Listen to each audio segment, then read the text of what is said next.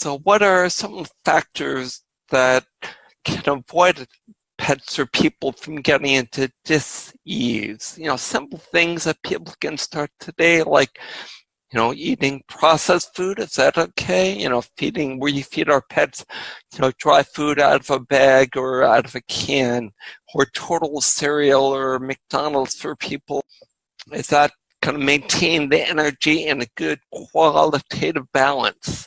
Well, the science of health, the hygiene is the science of health. There's multiple aspects to it.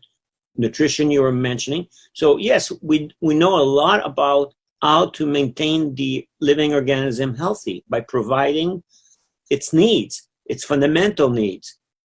We need light, we need heat, we need water, we need rest, we need nutrients. So we need love, we need to have an environment that is peaceful. So there's fundamental needs, and we don't always get these fundamental needs. Parents are not taught what is good nutrition. Companies that make food for pets don't necessarily make the food for health, they make it for the buck, what is convenient for them. So you have to educate yourself. That's the key. To remain healthy is you have to educate yourself and know how to maintain yourself. And it's also individual to the person.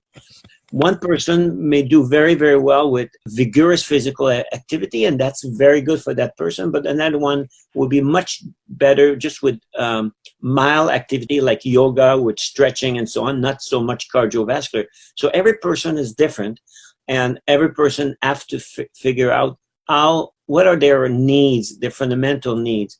But there are general rules, like you're mentioning, like processed food and so on. Yes, study shows that the more you feed an organism with nutrition that is fundamental for that organism, you will promote health. If you feed this organism with food that is not, well, it could actually poison the organism or endanger the organism or damage the organism, then you will promote degeneration of this organism, and degeneration will mean poor health and symptom and early death. By organism, you mean any living being, anything with the vital force, anything alive, a person, a pet, any other animal. Yeah, everything that is a living organism, because the rules applies to plant, they apply to microorganism, they apply to every animal, and human is an animal. So it applies all across the spectrum of life.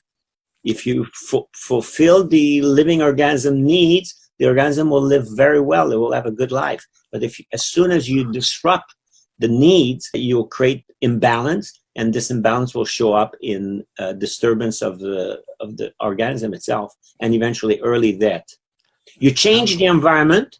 If you change the environment, it's a very well-known phenomenon. You change the environment, you will affect the living organism. If you destroy the environment of which the environment depends on, you destroy the environment, the organism.